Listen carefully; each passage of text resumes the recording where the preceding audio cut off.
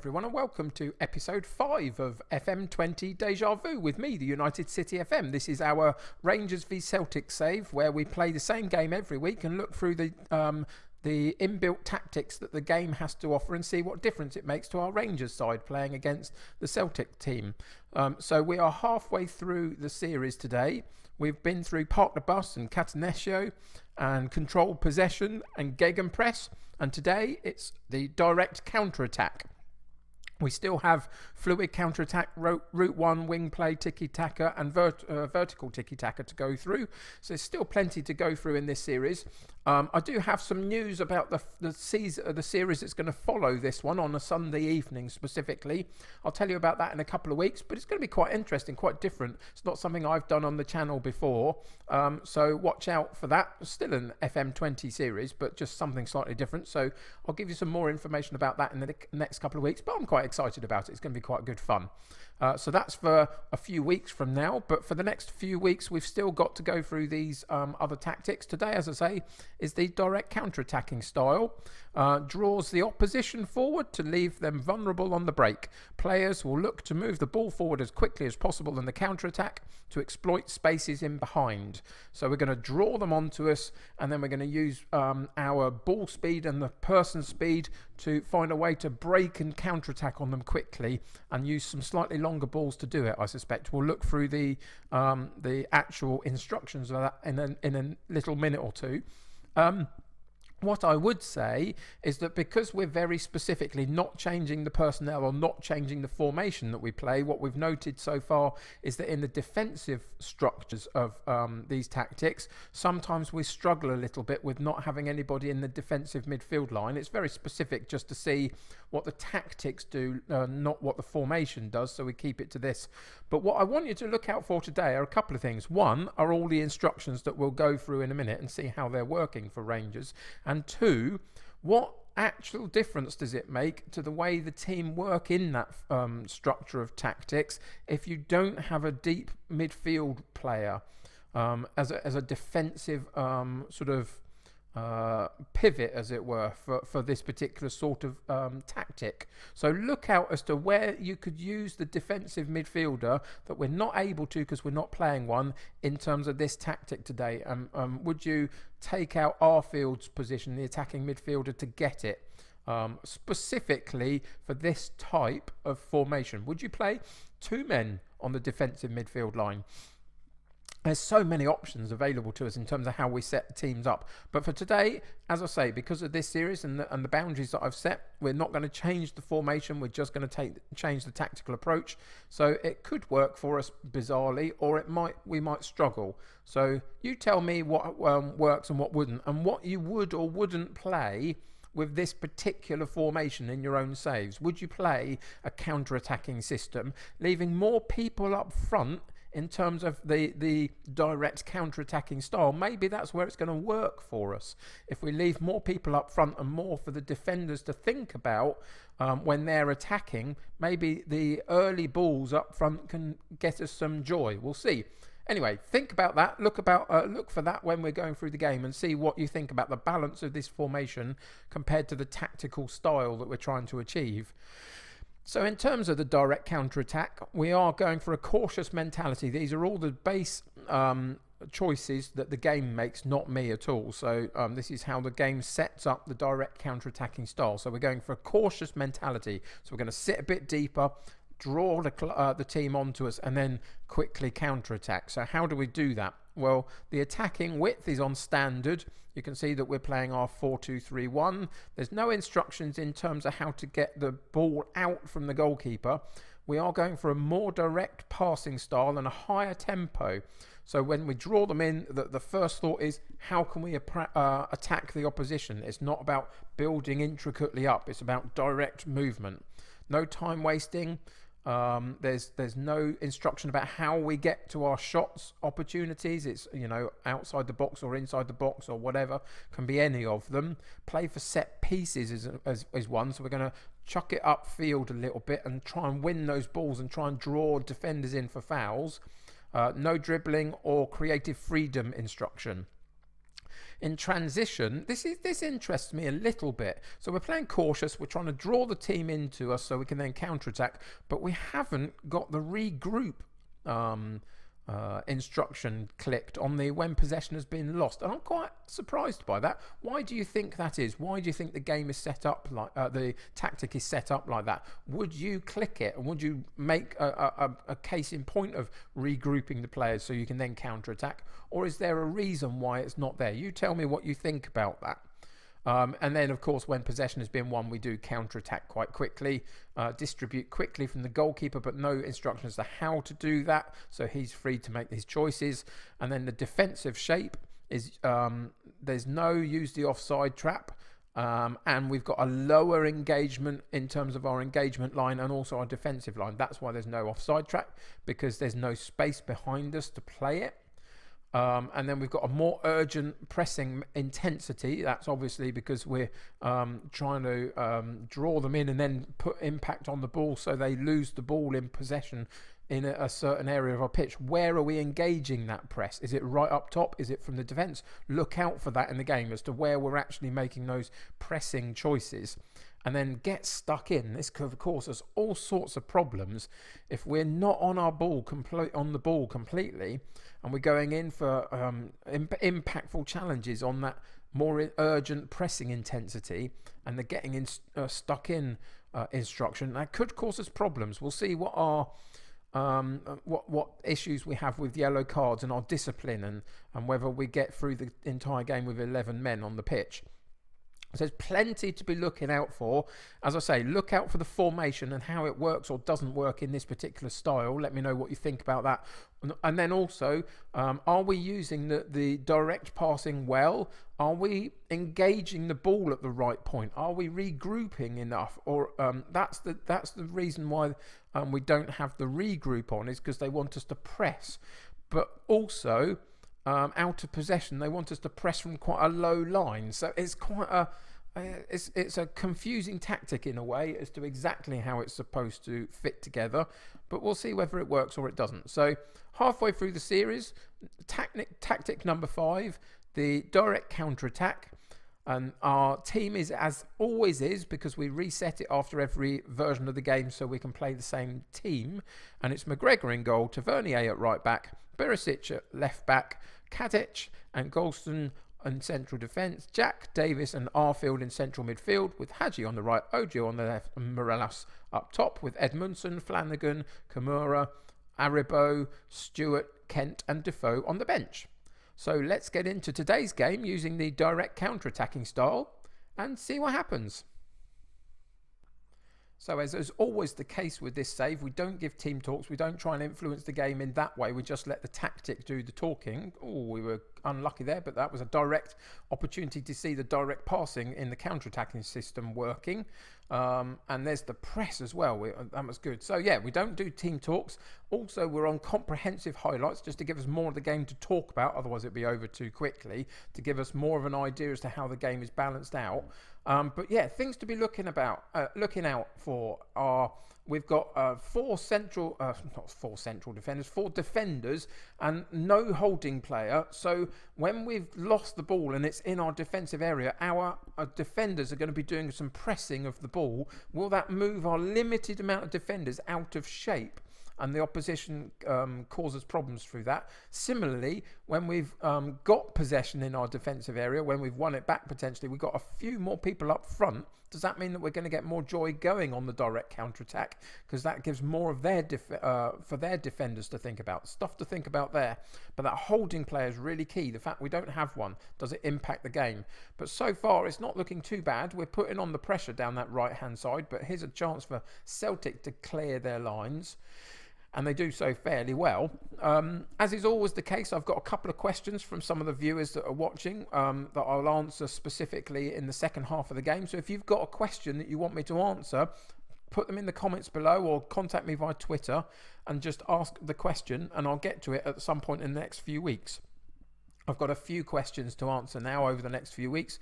But yeah, there's still room for more. So if you've got a question, chuck it my way and I'll get to it in the next couple of episodes of the FM20 Deja Vu in the second half of matches I answer them. So a good run there by Celtic's player down the left-hand side, cut in off of our fullback and eventually got a shot away. But again, that's the pushing of the fullback, the pressing of the fullback creates a problem when we dive into those tackles, as was in the team instructions. It's going to cause us problems because once they ride those challenges, the whole game opens up to them potentially. But it's our throw-in down our left-hand side. Can we keep possession?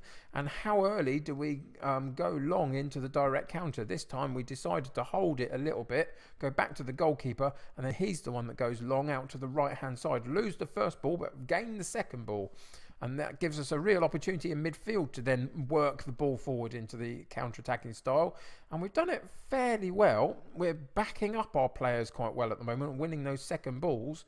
And still taking a little bit of time, even though it's a direct style of counter-attack, it's still, the players have still got intelligence enough to be able to pass the ball enough around and maintain possession where possible. And we're working a reasonably good opportunity here. Tavernier, not quite the player you want on the shot really at that point, but a good bit of movement of the ball.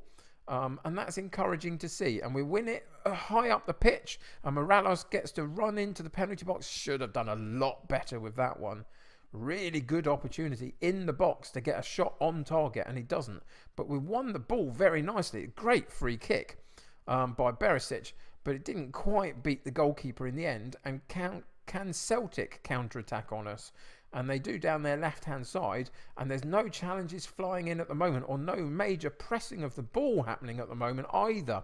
Two of the instructions that we've got, challenging early and challenging in quite a physical way, and neither of those two things happen. That's interesting. Again, player intelligence and decision-making and all that kind of stuff comes into these type of tactics as to whether they've got the intelligence to be able to fulfill the wishes in the right way. But having said that, Celtic didn't get a goal from it, so maybe it was the right choices in the end. We lose the ball in midfield here and regroup quite well. You can see there's a huge gap here in the attacking midfield line because we've dropped that player in and we are sitting deep as the instruction asks us to, trying to win that ball back in that kind of area once they've pressed into us so we can use the space behind them to counter-attack into. So far it hasn't quite worked. We have drawn them in, but we haven't managed to win that ball back in the key areas yet and make it count for us. There was a chance to win back the ball quite early, but we kind of had to because they broke through our lines and they were down on our last defensive line. So we had to win that ball, and we did, which was very key. And again, the structure of our play doesn't always mean you lump it forward. It means that it's direct. So it's always thinking about the attack. Another good opportunity with a header on the far post. Always thinking about the attacking movement, but not doing it just for the sake of it. It's got to be structured and thought out. Tavernier down the right-hand side. Jack cuts in and loses the ball. And we try and regain it quite quickly at that point. And then we see them drop back slightly. So we have a good initial go at it. And then we drop in, and again we've won it quite comfortably in and around that area of midfield, but again the quality of pass isn't good enough.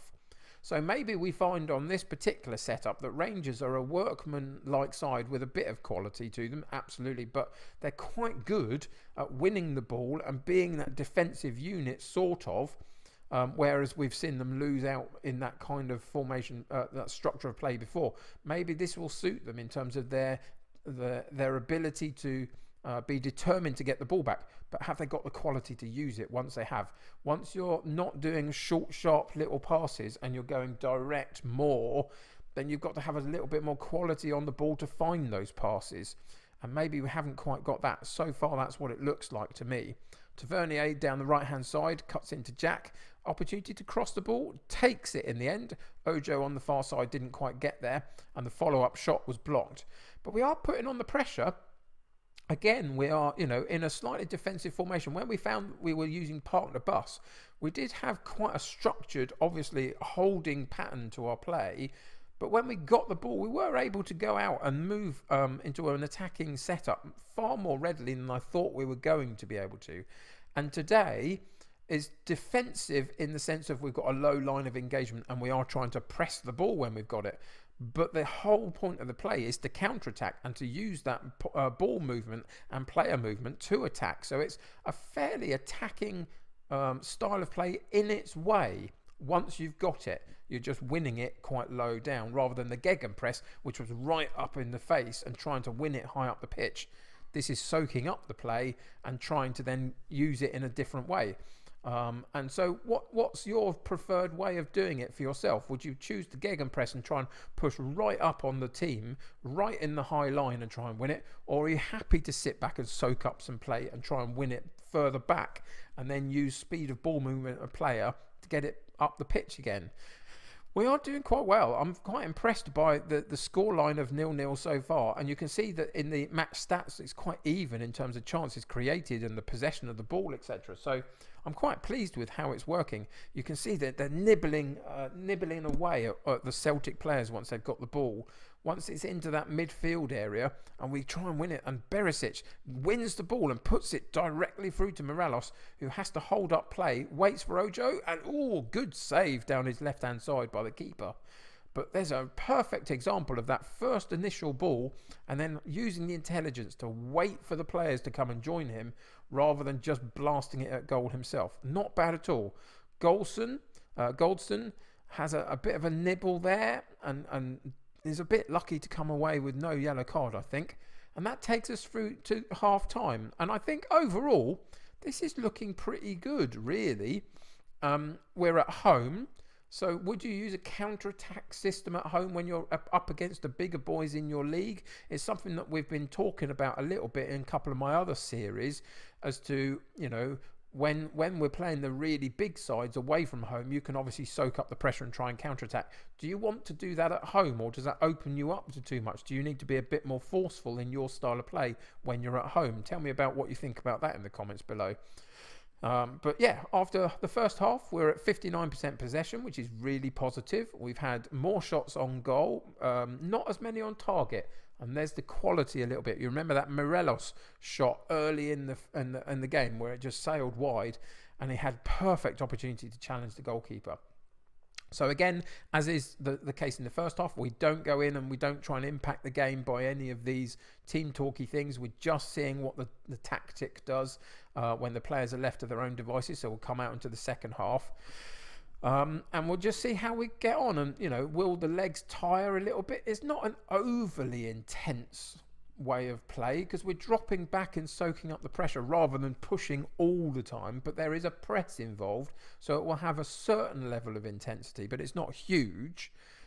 Will that, help or hinder as the game goes on? Tavernier, with a really lovely run, chooses not to use the ball to move forward at that point, uses the space opened to him.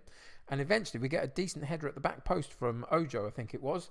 And he didn't quite manage to beat the keeper, but ultimately another good approach down that right-hand side. Celtic with the counter option down their left-hand side. Can they make the most of this particular attack? Sails over the top of the bar and it settles down. So here we go with a couple of questions. Keep looking at the game. Tell me what I'm missing in the next couple of minutes of the game whilst I'm talking about some other things, just because I can't multitask as well as other people can. But pay attention to the game. And the questions for today come from a couple of viewers. One is Agent 25 asks whether I've got any recommendations for movies to watch whilst we're in lockdown. There's so many out there, isn't there? What do I love to watch myself? I mean, once you've been through the Marvel movies, the Batman trilogy with Christian Bale, Lord of the Rings and Hobbit and Star Wars, and all of those types of films, which I absolutely love. I'm a huge Star Wars fan. We could talk all day about whether the new ones are any good or not, and I personally think they're better than some people do, but that's okay. But yeah, there's loads of great movies in that kind of genre. If you want something more serious, I'd say if you haven't seen either Shawshank Redemption or Philadelphia, is a great movie with Tom Hanks and Denzel Washington. Not easy to watch all the time, deals with some challenging subjects, but quite a serious movie that's very powerful. But the other thing I would say is if you're looking for an actor to watch and you haven't seen too much of his stuff, that the guy that I really love more than anybody else is Morgan Freeman. I think he's incredible. He's in Shawshank Redemption, and if you haven't seen him playing God in Bruce Almighty and Evan Almighty, good couple of funny movies there. So those are my recommendations, I think. Morgan Freeman's a great actor. Philadelphia, and what was the other more serious movie? Shawshank Redemption, and then all the Marvel movies and Star Wars and The Hobbit and the Lord of the Rings and Batman movies with Kristen Bell. Those are the sorts of things that I love to watch myself. So hope you'll find something in there that's good. But if you've got any other recommendations for me to watch or for other people to watch, chuck them in the comments. Always interested to hear what you've got to say about how we can entertain ourselves in lockdown. And the other question today comes from Jay Plays. He's asked me loads of questions that we'll get to over the next few weeks. So thank you, Jay Plays, for that. That's really helpful. But the first of his questions is, would I have liked to have been a football manager, proper football manager? Well, I guess my problem is because I haven't been able to play the game because of some physical disability limitations. It means that I don't have much authority in terms of being able to coach other people in how to play something I can't do. What I would say is I have coached wheelchair basketball. I used to play that a lot, and then I coached the Sussex squad as well in the National League and reached a high standard in playing terms. So I have had some coaching experience in a slightly different sport, as Celtic go narrowly wide there and should have done better. So I have had some coaching experience. I would have loved to have done football. Of course I would. It's my real passion sport-wise is football, really. But I just never had the opportunity to play it because of my physical issues. So it means that I've never gone into the coaching aspect, but I'd have loved to. In an ideal world, I'd have played professionally and coached and managed professionally. That was what I'd have loved to have done. And the second part of that particular question for now, there are loads more that we'll get to for Jay Plays questions, but the other one is, would I be happy to manage a women's team if I were to become a football manager? And absolutely I would. I think that the women's game is developing all the time. There is a certain dip in quality just at the moment in terms of between the men's and the women's, but it's just different, really. It would be hard. It would be hard not to take on a women's side these days because the game is improving and the focus on it is improving. And if you were one of the people that went into some of these squads and were able to increase the actual ability of some of the players and the quality of it, then you'd be set for life in terms of managing in football terms, even in the men's game as well. It'll be interesting to see what someone like Phil Neville does after he leaves the England women's setup that's about to happen in the next year or so, and see what he does in terms of future management opportunities, because he's obviously been working through various assistant and coaching roles. He's now managed the England women's side. Does that transition into the men's game? I think he's had a strange few months recently, but up until that point I thought he was doing quite well. So that'll be an interesting case. But yeah, of course, I would absolutely manage a women's side if I was going into football management. Totally. There wouldn't be any issue for that with that for me. Although I do see a need for the quality to raise a little bit. But it's a growing game. It's all, it's quite it's quite an early stage still for the women's game. So I hope that answers your questions. We've got more to come from Jay Plays in terms of management styles and other bits that I'll talk in the next couple of weeks. But those are the questions for today. If you've got a question, please ask it in the comments below. I'll always try and get to them as much as I can over the next couple of weeks. So what have you noticed in the last sort of 10 minutes of the gameplay? What have we been doing or not been doing in terms of the setup and the formation and the structure of play, etc., that I've been missing because I haven't been able to focus on it whilst my brain processes the questions? What we find now is that Celtic have got the ball and we win it again in that sort of central midfield area-ish, in that holding player role, really, without having played one. A couple of our central midfield players do drop in a little bit. So whilst we don't have a specific player there, we have got one or two dropping into that zone, which is positive. So do we need that central holding midfield player for this particular style to work? I would suggest at 75 minutes gone in the game, it doesn't seem so. I think we're doing okay, but probably you'd do better if you had one in terms of just the security of the team. But do you then lose an attacking threat? So, a couple of thoughts in there. But I think we're doing very, very well. Here's the press on the ball. Once it gets into that midfield area, he goes over the halfway line and you can see he just begins to draw players into him. And that's what we like to see. And so far, the actual tackling itself hasn't been bad. Remember, it's got that instruction on it to dive into tackles and be quite forceful in them, but it hasn't caused us too many problems at this point. There's always time for that to change, of course. And finally, Celtic find a way to break through. And it's a bit of a scrappy goal, wasn't it, really? Let's look at this on the replay of the goal and just see where it goes wrong for us.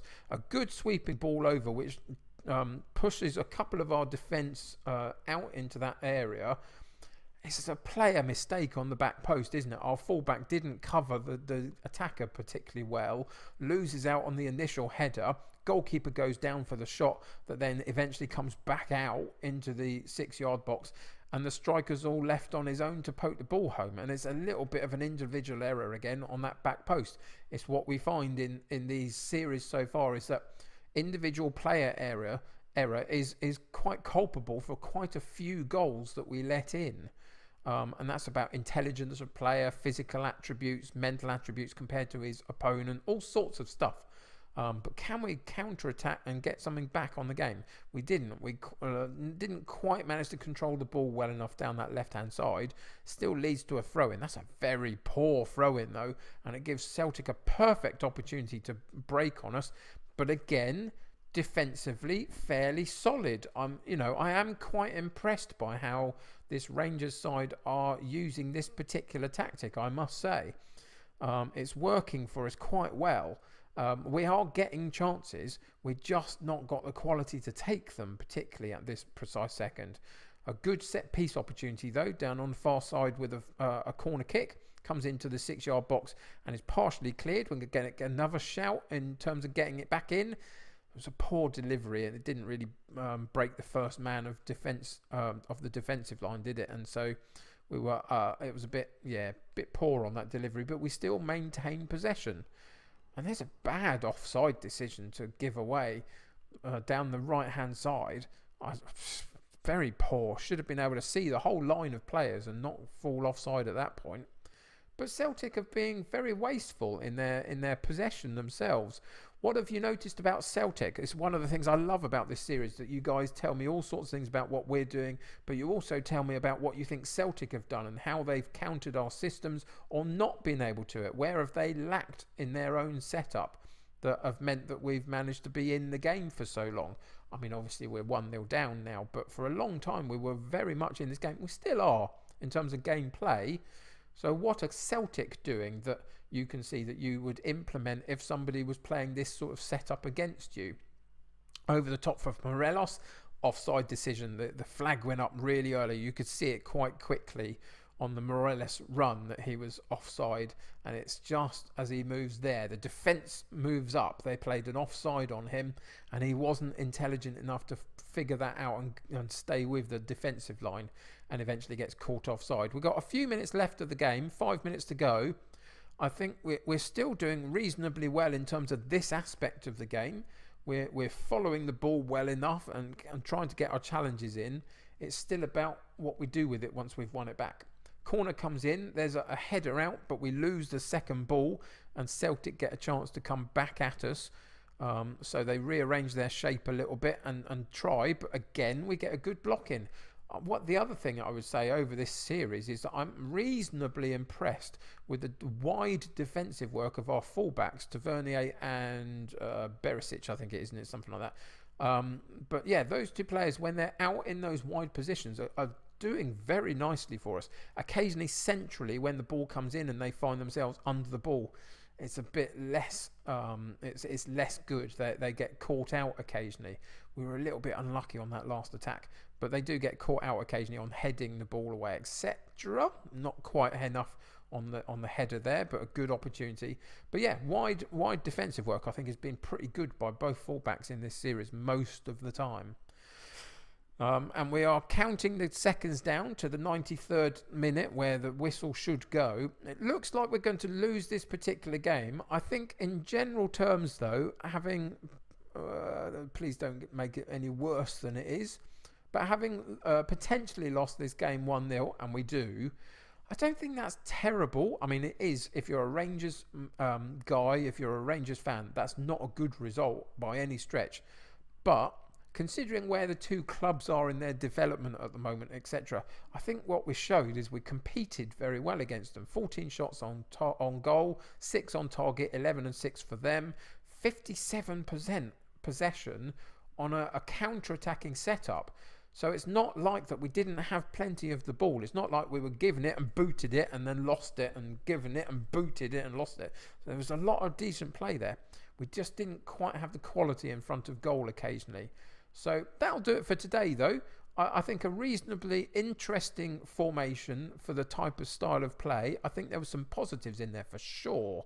What are the positives? What are the negatives from you? What do you see about this formation? Do you use this tactic yourself in the same formation, in a different formation? How would you use it? And what would you change about it to make it work? Give me all the thoughts you've got in the comments below. Always interested to hear what you have to say, both for what Rangers did, but also for what Celtic did. And I will see you next week for the next opportunity, where we'll come back in, and I think it's the tiki-taka style we're doing next week. So that'll be a completely different style again. Lots of intricate passing through the side to get it to where we want to be. Quite a different setup. So come and join me for that. Thanks for joining me today, though. Hope you're still enjoying this series. I really find them really interesting. I know it's a deja vu is a good term for it, because every week you come back to the same match, and possibly a lot of you are thinking, oh, here we go again. But I love it. I think it's very interesting, and I'm learning lots about the setup of tactics and what we should and shouldn't be using, and how we should and shouldn't be using them. So I find it very interesting. But anyway, as I say, thanks for joining me today. Subscribe to the channel if you haven't, and join my United City community. Always the more the merrier. If you enjoyed this particular episode, click that like button. It helps me get seen by lots of other people. Until next week, though, for the tiki-taka tactic, thanks for joining me. Take care of yourselves. I'll see you very soon. Bye for now.